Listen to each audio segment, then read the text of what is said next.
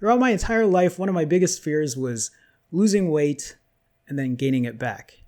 Unfortunately, that's happened millions of times. Millions of diets, millions of methods of trying to lose that weight.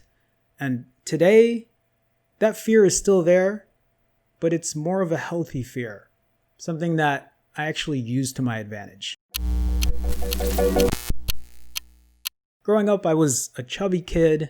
I was an overweight teenager, a morbidly obese young adult, and that's been the case for almost my entire life. In fact, it's only been these past 15 months where I've actually found something that works for me, something that I can do consistently, something that I can enjoy. So there is no secret sauce. There's no one-time magic trick that's going to fix the whole weight loss thing. There might be something that is your aha moment, but for me, a lot of it comes down to all the components that got me to where I'm at today. When I talk about the fear of overeating and gaining weight, it's not that it's completely gone away. I still have that fear. I still get scared that I'm going to overdo it and things are going to go crazy. But I have learned over the course of these past 15 months to take what I've learned and use it to my advantage. Having high blood sugar, high blood pressure, you would think those things would be enough, that they would fear me enough to stop doing what I was doing. But it never did. At 22, those realities were there. They were staring me in my face. And I tried over the last, almost 2 decades, right? To figure something out, try to figure out what works, and then eventually I'd give up because it was just too difficult for me because I never really had an answer. I couldn't control the calories. I couldn't control certain macros. I couldn't exercise hard enough. It was only until I found fasting or extended fasting where that was the actual main component for me to figure out how to get out of where I was at. I learned over time that I had issues with overeating. I learned that I couldn't just eat a normal amount of calories. I learned that I couldn't just cut 500 calories out of my diet or 700 or whatever it was. I learned that I couldn't really macro restrict because all of those were triggers for me. Again, this is going to depend on everybody. Everybody's different. Everyone has a different way of handling these things. What I talk about is using those different tools, those different components of diet and nutrition and fasting and exercise and where you're at mentally and trying to put all those together and make it work for you. But with extended fasting, I was able to eat the amount of calories that I wanted to eat until satiety. Didn't matter how many calories, didn't matter what kind of macros. And I did it in an extended amount of time that put me in a caloric deficit. I was going to lose weight, and I was going to lose weight over and over and over again until I lost the 90 plus pounds. When I would gain weight after losing weight, it really made me depressed. And it put me in that depressive state that made me find food to escape. So it was a vicious cycle. It was an awful circle to be in because I was trying to lose weight, and because I couldn't do it, I would use food for comfort. And so I was just compounding that process. And then you add diabetes to it. You add high blood pressure to it. You put me in that depressive state. And then sooner or later, I'm fearing death. I'm literally wondering how long I have left until something awful happened. A lot of that has changed today. Over the last 15 months, I have learned so many different things by doing so many different things and recording the process and using those tools to remind myself of where I was and where I'm at today and how to keep incorporating that and still learning along the way. Mind you, this is a never-ending journey. This is a lifelong journey. This is a process that I'm going to learn new things every single day. And I'm taking those tools and I'm using it to ensure that I stay where I'm at. That's why when I talk about having a healthy fear, yes, I fear gaining weight. I fear overeating.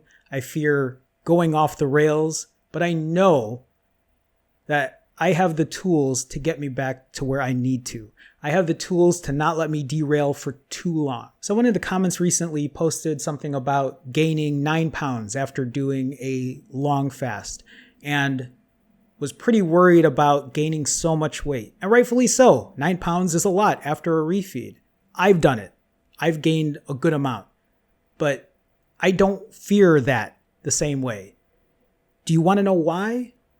It's because I've been doing it for so long. It's because I've been tracking for so long.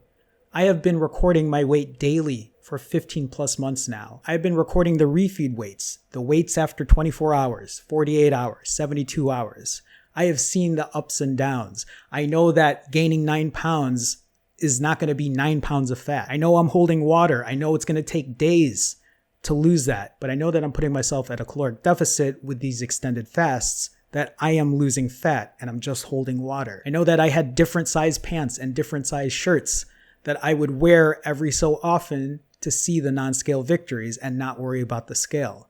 This is what I'm talking about when I talk about a healthy fear. I have done the process. I have gone through that journey. When I got sick last week, was I worried? Yeah, I was.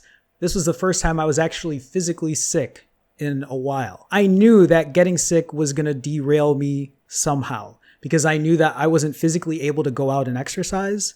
I knew that I probably wasn't going to count calories the same way, and I didn't.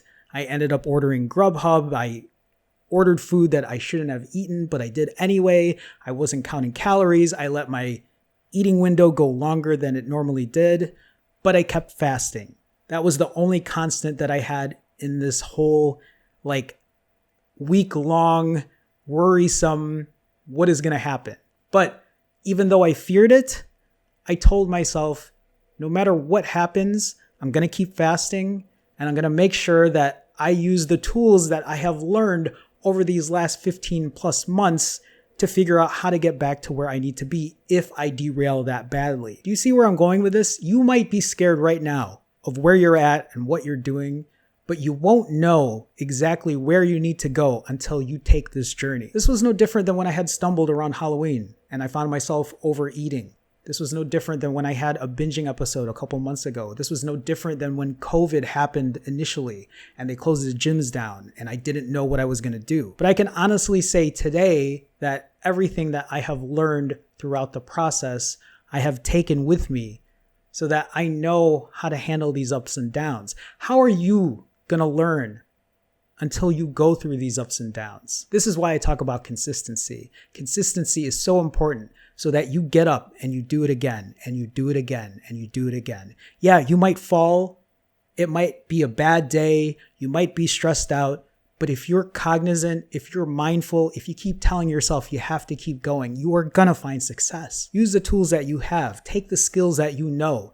Take the things that you're good at. If you're good at the eating part, if you're good at the diet part, or restricting calories or what have you, or if you're good at the exercise part, if you're good at the fasting part, if you're mentally there, take those things that you're good at and use it to your advantage. Use the tools and let the rest of it work for you. Don't have that fear of overeating and gaining weight and life being miserable, but use that fear instead healthily. Let it be a reminder to you of what could happen, of the dangers that might be lurking if you don't take care of yourself. Health should be your number one priority. If you don't start today, or you're waiting until Monday, or you're waiting until the new year, you're wasting your time. Find out what you're really capable of right now. You don't have to wait. One last tool that I cannot forget about is the one we're using right now. It's accountability. It's you watching this video. It's you posting in the comments and letting me know how you're doing. It's you finding an accountability partner. If that's not enough or you need an extra push, I offer coaching. I can be an accountability coach. You can check out my Patreon. I have accountability check-in posts, so you can post in there, see how you're doing. I try to respond to everyone in there as well. There are a lot of options. You can just watch the videos. All of the tools, all of the secrets, they're not secrets, but all of those things are scattered throughout my videos. I don't keep anything behind a paywall. Patreon, again, is just a way to support if you'd like to. When I got sick this past week and I was out for almost, over a week, it did scare me. It really, not being able to go for a walk and do the things I normally did and not eat the way that I should have, it did put that fear in me.